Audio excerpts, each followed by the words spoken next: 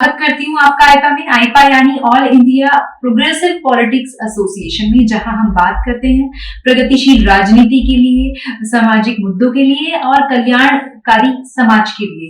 वहीं आज इस खास पेशकश में मेरे साथ मौजूद है डॉक्टर आशा असवाल, जो कि असिस्टेंट प्रोफेसर है एसडीआई यूनिवर्सिटी में मास कम्युनिकेशन की। बहुत स्वागत है मैम आपका हमारे मंच पर। तो मैम, पहला क्वेश्चन मैं आपसे करना चाहूंगी, आप एक महिला हैं, तो महिला सशक्तिकरण को आप किस प्रकार देखते हैं? क्या डेफिनेशन आप देना चाहेंगे कि महिला सशक्तिकरण ये है आपकी नजरों में? देखिए, महिला की पहचान ही महिला सशक्तिकरण है, मैं ये मानती हूँ, क्योंकि महिलाओं का उत्थान किया जाना बहुत जरूरी है। क्योंकि देखिए, बचपन से मतलब हम लोग कई कोट पढ़ते आए हैं कि यत्र नारीस्तु पूजन्ते रमन्ते तत्र देवता। तो क्या है, जहाँ नारी की पूजा होती है वहाँ देवता निवास करते हैं, मतलब ये कोट हम पढ़ते आए, लेकिन हमने कभी ये नहीं समझा कि समाज में नारी का स्थान क्या है। नारी को मतलब दूसरे स्तर का दर्जा दिया जा रहा है, दूसरे स्तर पर आ रही है, तो वहां पर उनकी पूजा की कहाँ तक बात कर रहे हैं। अगर आप वर्किंग प्लेस में भी उनका सेकेंडरी पोजीशन है। आप पेमेंट के अकॉर्डिंग देखें, वेजेस के अकॉर्डिंग अगर हम बात करें, वेजेस के अकॉर्डिंग भी आप उन्हें सेकेंडरी पोजीशन दे रहे हैं। मतलब अगर हम इंडिया की बात करें या एशियन कंट्रीज की बात करें, तो अगर हमारे को जॉब की बात हम करते हैं तो प्रायोरिटी जो मिलती है वो मेल को मिलती है, क्योंकि उसके लिए कहा जाता है इज कैपेबल, वो ये मतलब पूरा सुबह से शाम तक जो है अच्छे से जॉब कर सकता है। विमेन को हमेशा उसमें एक इनफीरियरिटी फीलिंग आती है और उनको वेजेस भी कम मिलते हैं और काम उतना ही करना पड़ता है। तो बहुत सारी चीजें हैं। महिलाओं के सशक्तिकरण का मतलब ही ये है कि महिलाओं को सक्षम बनाना, पर हम कैपेबल कैसे बनाए, उनके अंदर यही सोच। और दूसरी बात, बेटियों कहते हैं ना कि बेटों की आस में बेटियां पैदा होती हैं, तो ये भी तो महिला सशक्तिकरण के लिए सबसे बड़ा धक्का है कि आप जो है आप एज अ मदर भी आपकी यही सोचे कि मेरा हो तो बेटा ही हो, गलती से हो गई बेटी, कोई नहीं, चलो next time we will think, then second भी बेटी, तीसरी भी बेटी। कई आप देख लेंगे हमारे देश में ऐसे बहुत सारे परिवार हैं, या मतलब अनगिनत के लाखों में भी बोल सकती हैं आप, कि जो ये सोचते हैं कि बेटों की आस में उनके घर में बेटियां बेटियां बेटियां होती रहती है। तो इसमें कहाँ महिला सशक्तिकरण? महिला सशक्तिकरण महिलाओं का उत्थान है, महिलाओं को आगे बढ़ाना है। शिक्षा के क्षेत्र में साक्षरता होगी तो महिलाएं अवेयर होंगी अपने अधिकारों के प्रति। अधिकारों को कोई महिलाओं को बताना ही नहीं चाहता है, क्योंकि मेल डोमिनेंट सोसाइटी है। मेल को भी लगता है अगर महिलाओं को अधिकार बता दिए गए तो कल हो सकता है वो उनसे आगे निकल जाए। बहुत कुछ है जो महिलाएं आगे निकल रही हैं। आपने अभी recently, I have one example for you, कि एक स्पोर्ट्स प्लेयर थी, बहुत अच्छी स्पोर्ट्स प्लेयर थी और इंटरनेशनल लेवल की स्पोर्ट्स प्लेयर थी, बहुत अवार्ड विनिंग थी और माइट भी उनको ये आपका राजीव गांधी खेल रत्न पुरस्कार भी मिला था। तो उनकी शादी हुई चंडीगढ़ में और सुसाइड कर लिया उन्होंने आफ्टर 6 months ऑफ लाइफ। एक इंटरनेशनल प्लेयर, क्या वो राष्ट्र के लिए कोई क्षति नहीं थी? एब्सोल्युटली वो राष्ट्र के लिए बहुत बड़ी क्षति थी, क्योंकि एक महिला जो कि ऑलरेडी एक इतनी बड़ी पोजीशन पे है और लाइक उसकी शादी होती है और 6 महीने में उसके साथ ऐसा क्या होता है कि वो सुसाइड कर लेती है। तो ये सबसे बड़ा धक्का है हमारे विमेन एम्पावरमेंट के। अगर आप विमेन को एम्पावर करना चाहते हो तो सोशली करिए, मेंटली करिए, हर तरीके से एम्पावर। सिर्फ आरक्षण देने मात्र से कि 40% आरक्षण महिलाओं को दिया जा रहा है और उस 40% में महिलाएं जब खड़ी नहीं होंगी तो आप आरक्षण किसको दे रहे हैं और खड़ी क्यों नहीं हो रही है? पहले तो इसका पता करिए ना कि महिलाएं खड़ी क्यों नहीं हो रही है। तो मैं तो, आप जो डेफिनेशन की बात कर रही थी, मेरा डेफिनेशन ये है कि महिलाएं सक्षम होनी चाहिए, महिलाओं को आगे बढ़ाया जाना चाहिए, उनको समाज के एक प्रगतिशील वर्ग का एक हिस्सा बनाया जाना चाहिए ताकि वो समाज की प्रगति में अपना कुछ योगदान दे सके। यही महिला सशक्तिकरण मेरी नजर में। लेकिन मेरे हिसाब से अगर आप हमारे देश की बात करें तो यहाँ महिला सशक्तिकरण अभी बिल्कुल सेकेंडरी चीज है। हम बस सालों साल उसके वो मनाते रह जाएंगे कि 2000 ये वाला वर्ष हमने महिला सशक्तिकरण के आधार पर दे दिया है, ये वाला वर्ष हमने इस मतलब महिलाओं के उत्थान के लिए छोड़ दिया है। बस हम अवार्ड फंक्शन इन सब चीजों में लग जाएंगे और 2-4 महिलाएं जो कि बहुत बड़ी बड़ी फैमिली से बिलोंग करती हैं, जिनका काम है फंडिंग करना सोसाइटी में, हम उनको महिला सशक्तिकरण के पुरस्कार देकर इतिश्री कर लेंगे। That's all. जिस तरह से आपने बोला कि सिर्फ महिलाओं के लिए कि बेटी पढ़ाओ बेटी बचाओ और एम्पावरमेंट और आरक्षण देना ही काफी नहीं है, उसको इम्प्लीमेंट होना भी बहुत ज्यादा जरूरी है।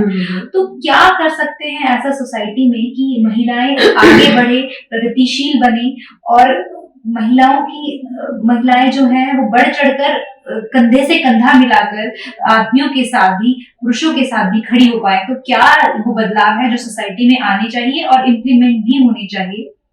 मेरा मानना है, देखिए, हायर सोसाइटी को देखना हम छोड़ दें, ठीक है, हम देखना छोड़ दें कि बॉलीवुड वाले किस तरह लाइफ स्टाइल अडॉप्ट कर रहे हैं, कैसे क्या कर रहे हैं। हमें जमीनी स्तर पे कार्य करना होगा। जमीनी स्तर पे तभी कार्य हो सकता है जब हम ये देखें कि जो हमारे घर में पल रही है बच्ची, उसको हम कितना सिक्योर इन्वायरमेंट दे रहे हैं, हम कितना उस बच्चे में और दूसरे जो बच्चा है उसमें डिफरेंस कर रहे हैं। हमें ये देखना होगा, अपने घर से हमें शुरुआत करनी होगी कि हम अपनी बेटी को एक सही इन्वायरमेंट दें, उसको एक सही परवरिश दें, उसके अंदर ये भावना को खत्म करें कि वो बेटी है और मतलब लाइक बेटी है तो उसने वही करने है और वो कुछ भी ऐसा काम नहीं कर सकती है जो कि मतलब उसे डोमिनेंट बनाए कभी।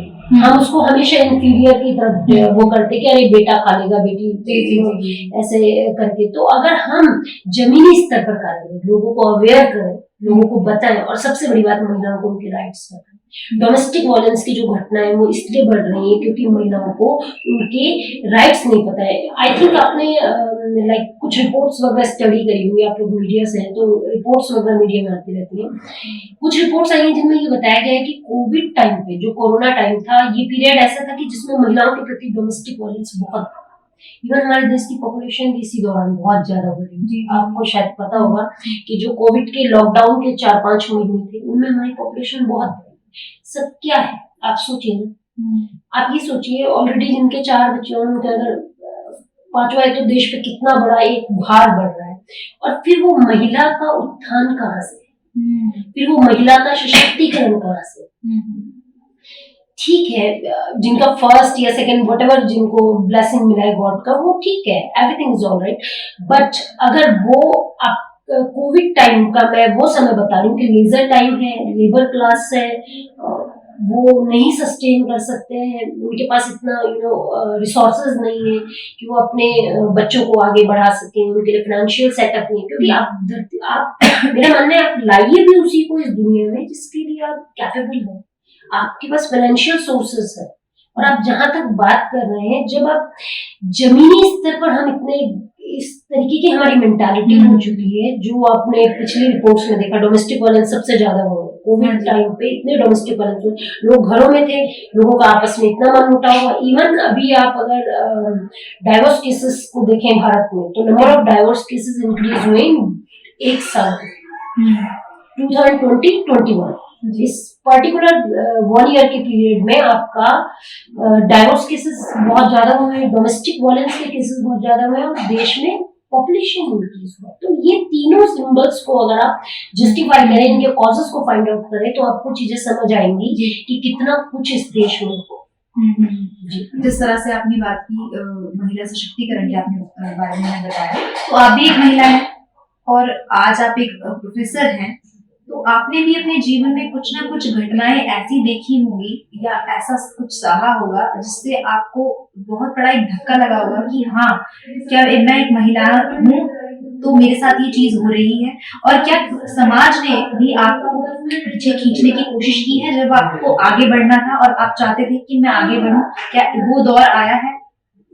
ऐसा दौर, देखिए क्या होता है ना, कई बार कुछ चीजें शेयर नहीं की जाती है पब्लिकली, पर ऐसा दौर हर एक लेडी की लाइफ में आता है। और ये आप मतलब समझेंगे नहीं, मेल डोमिनेंट सोसाइटी का एक क्राइटेरिया है। और अगर मैं बात करूँ तो मेरे को तो हायर एजुकेशन में ये फील करना पड़ा, मैंने जहाँ पर पूरी रैंक पूरा मतलब मेरी पोजीशन थी वो किसी मेल को दे दी गई जो मुझे मिलनी चाहिए थी, दूसरे किसी मेल को दे दी गई।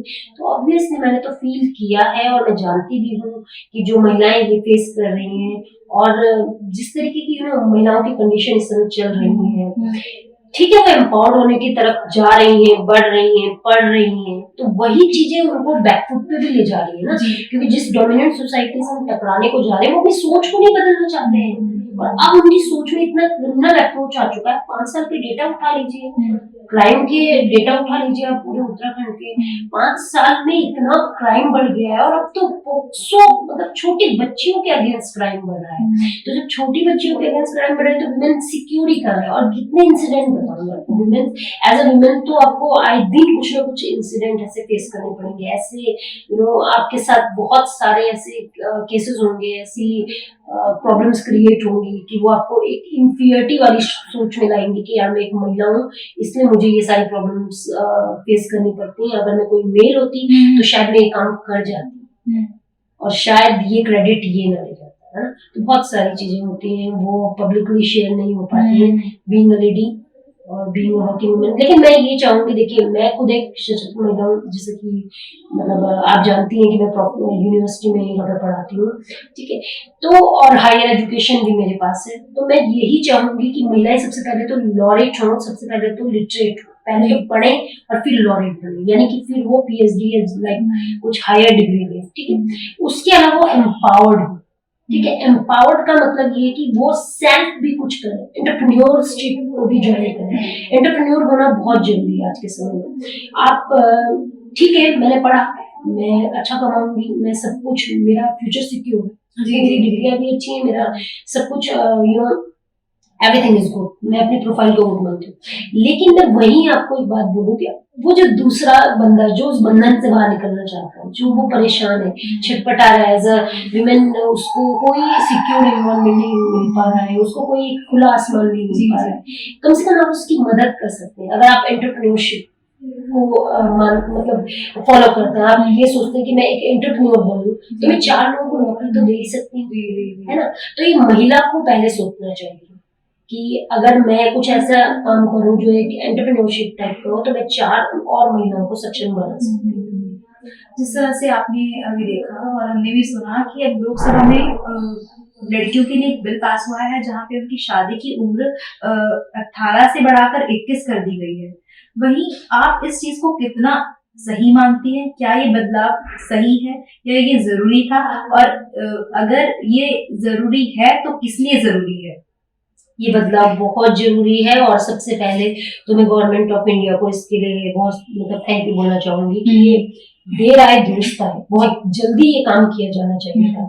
एक्चुअली ये काम तो निर्भया केस से पहले हो जाना चाहिए था, क्योंकि आपको पता है कि ये हुआ क्यों है, क्योंकि ये पोक्सो के जो मामले आ रहे हैं जिस वजह से 16 साल का कोई लड़का जो क्रिमिनल है उसको सजा नहीं मिल पाती, ये सोच के कि वो जो बच्ची थी वो आपकी मतलब वो 16 से पहले, और इस तरीके से मतलब बहुत सारे डिफरेंसेस थे। अब 21 का लड़का हो गया, 21 की लड़की होगी, तो अब जो भी मतलब इस तरीके का वो होगा कि 21 का लड़का अगर इसमें इन्वॉल्व होगा, 21 की लड़की होगी, तो क्राइम के मामले में भी ये पहला सही डिसीजन लगा मुझे, क्योंकि इसमें कोई चाइल्ड जो आपने वो देखा था क्राइम, उस तरीके का कोई इश्यू नहीं रहेगा।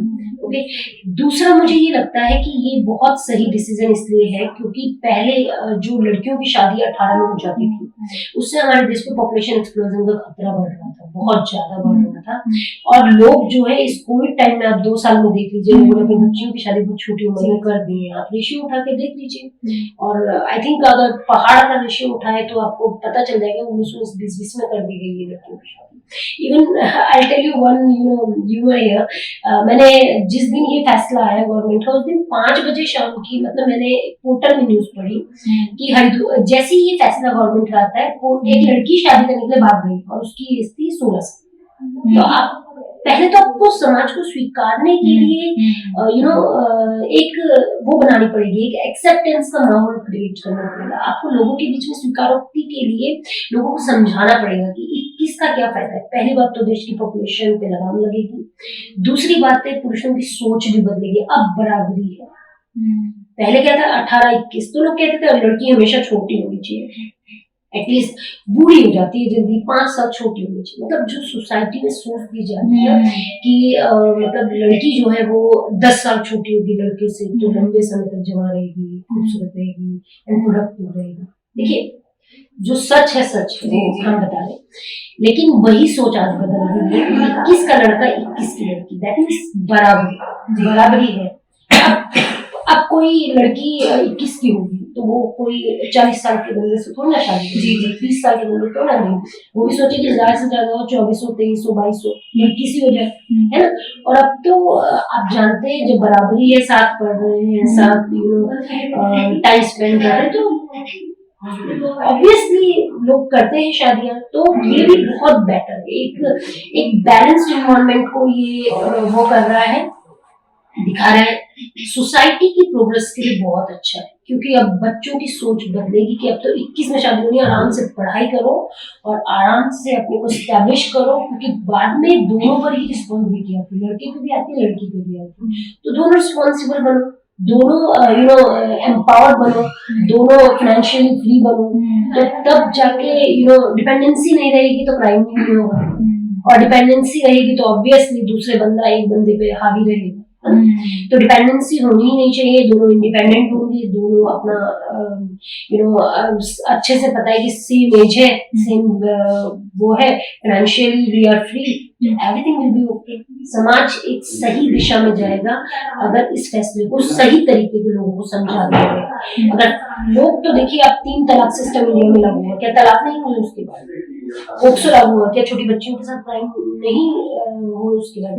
निर्भया केस में फांसी हुई, क्या उसके बाद क्या निर्भया जैसे केस नहीं हुए इंडिया में? ऑब्वियसली होगा, लेकिन सोसाइटी की सोच, important thing is that thought process और आपका एक सोच वो आपको बदलना होगा, और वो बदलने का काम है सरकार।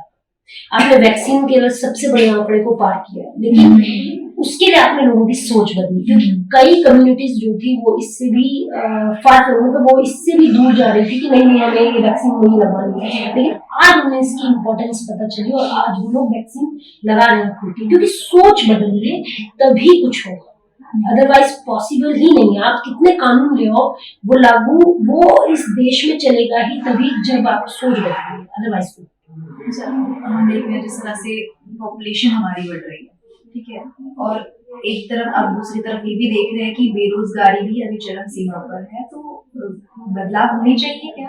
आपके हिसाब से क्या सुझाव आप देना चाहेंगे? मतलब आप कहना चाहते हैं कि पॉपुलेशन जैसे बढ़ रही है और उसके साथ साथ बेरोजगारी, जी जी, that's why I am telling you, अगर ये 21-21 का जो फॉर्मूला गवर्नमेंट लाई है जिसमें लड़का और लड़की दोनों सेम एज के होंगे तो इट विल बी बेटर। तो इसमें पॉपुलेशन पे लगाम बहुत आसानी से लगेगी, क्यों? क्योंकि जो एज ग्रुप 21 का जो हमारा फॉर्मूला है, ठीक है, तो वो बिल्कुल सही है गवर्नमेंट का। एक तो इससे लड़कियों की जो हमें पता है कि 21-21 में शादी होनी है, तो ऑब्वियसली वो 24 में शादी करेंगे, 25 में शादी करेंगे, 26 में शादी करेंगे, जिससे जो हमारी पॉपुलेशन है वो बैलेंस्ड होगी, पॉपुलेशन इतनी बढ़ेगी नहीं। और दूसरी बात, अगर पढ़े लिखे बच्चे शादी करेंगे, अगर फाइनेंशियली एम्पावर्ड बच्चे शादी करेंगे, तो ऑब्वियसली वो ये पहले से सोच लेंगे कि हमें 2 ही बच्चों को हम सस्टेन कर सकते हैं, एक ही को हम सस्टेन कर सकते हैं, हमारा फाइनेंशियल कितना सेटअप है। अभी तो आप इवन मुंबई कल्चर देख लीजिए या थोड़ा सा यूरोपियन कल्चर वगैरह देख लीजिए, वो लोग सोचते भी नहीं है बच्चों के बारे में, क्योंकि उन्हें पता है कि वो उनका ट्रीट ही नहीं कर सकते, उनको एक अच्छी लाइफ नहीं दे सकते, या उनको ये पता है कि उनके पास कोई इनफ टाइम नहीं है उन्हें देने के लिए, ये स्पेयर टाइम नहीं है बच्चों पे जो स्पेंड करते हैं टाइम, वो नहीं है, तो वो लोग ऐसी सोच के नहीं होते ना, हम लोग ऐसी सोच।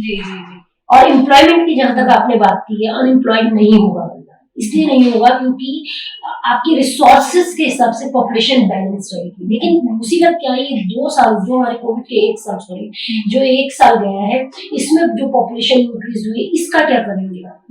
अभी आपका देश में WHO के अकॉर्डिंग आप बात करते हैं, वर्ल्ड हेल्थ ऑर्गेनाइजेशन, या हम बात करते हैं आपकी सेंसस के अकॉर्डिंग, साफ क्लियर है कि क्रिस्टल क्लियर कि इंडिया की पॉपुलेशन यूथ की सबसे ज्यादा होने वाली, ठीक है। 2025 के बाद भारत में युवा सबसे ज्यादा है, 25 साल से लेकर 35 साल के लोग सबसे ज्यादा। आपको एम्प्लॉयमेंट जनरेशन सबसे इम्पोर्टेंट चाहिए, उसके लिए you should have more resources, बहुत सारे रिसोर्सेज चाहिए आपको, उन रिसोर्सेज के बेसिस पर ही उनको जॉब मिलेगी और वो अपना कैरियर बना पाएंगे। लेकिन अगर आप ये सोचिए, अगर डिपेंडेंसी ही बढ़ जाएगी, सारा पॉपुलेशन, यूथ का जो पॉपुलेशन वो डिपेंडेंट हो जाएगा, अब कैसे करके आप उन्हें जॉब वगैरह, रिसोर्सेज नहीं होंगे हमारे पास। देखिए, इसके लिए गवर्नमेंट ने एक छोटा सा, जो मैं बार बार बोल रही हूँ एंटरप्रेन्योरशिप के लिए, वो इसलिए बोल रही हूँ क्योंकि अगर हम स्किल इंडिया की तरफ सोचते हैं, डिजिटल इंडिया की तरफ सोचते हैं, कि अगर हमारी इंडिया, जैसे आपने देखा होगा 1 साल कोविड से पहले लोगों को ये ज्यादातर डिजिटल सिस्टम्स वगैरह ऑपरेट करना नहीं आता था, लेकिन आज उनको बहुत अच्छे से डिजिटल सिस्टम वगैरह सारी चीजें ऑपरेट करनी आ गई है, राइट। सो इसी तरीके से आप वो सोच को शुरू करते करते करते करते एटलीस्ट उन लोगों को पैटर्न में ला सकते हैं, यानी कि वो जो इनोवेटिव सोच है कि आप एंटरप्रेन्योर बनिए और 4 लोगों को एम्प्लॉयमेंट जनरेट करें। आपका कोई भी स्किल, हमारे इंडिया में कमी नहीं है स्किल की, लेकिन सबसे बड़ी चीज है तो फाइनेंशियल सपोर्ट की कमी है, दूसरा जो कमी है वो इस चीज की है कि मैं अपनी इंफीरियरिटी, अपने उस एनवायरनमेंट से बाहर नहीं निकल पाता। अभी आप देखो, शार्क टैंक आता है, चैनल आता है, उसमें पर्टिकुलर सीरियल आता है शार्क टैंक, उसमें क्या बोलते हैं, वो यही कहते हैं कि स्किल्ड जो लोग हैं, जिनके अंदर कुछ स्किल है, जिन्होंने कुछ प्रोडक्शन किया है, या जिन्होंने ऐसा कोई काम किया है जिससे देश में कुछ एक अच्छी प्रोग्रेस आ सके, तो उनको फंडिंग करते हैं। फंड रेजर्स, फंडिंग की कोई कमी नहीं है। इस कमी इस चीज की है कि how to explore your skill, and then तभी आप अच्छा खासा एम्प्लॉयमेंट जनरेट कर सकते हो। गवर्नमेंट जॉब की आप बात कर रहे हैं तो 2025 के बाद तो मिलने की मुश्किल है। जी। तो आशीष जी, जिस तरह से आज हमने बात की है और हमारी ये मुहिम आपको कैसे लगी, आईपा की जो मुहिम है, तो उसके लिए हमने आपसे बात की, समाज कल्याण के लिए हमने बात की, तो क्या सुझाव है आपका हमारे लिए? देखिए, आपका जो प्रगतिशील मंच है, ये जो आईपा आपकी संस्था है, बहुत अच्छा काम कर रही है। अगर आप देश की प्रगति से संबंधित ऐसी ही बातें, ऐसी ही सोच, ऐसे ही विचारों को आगे बढ़ाते रहे, और सबसे बड़ी बात है कि उनसे पूछते रहे जो इंटेलेक्चुअल्स हैं, तो शायद गवर्नमेंट भी अवेयर होगी कि ये जो विचार, जब इंटेलेक्चुअल्स इतने अच्छे विचार दे रहे हैं, तो क्यों ना हम इन पे पॉलिसीज लाएं, क्यों ना हम इन पे कुछ प्रोजेक्ट पे काम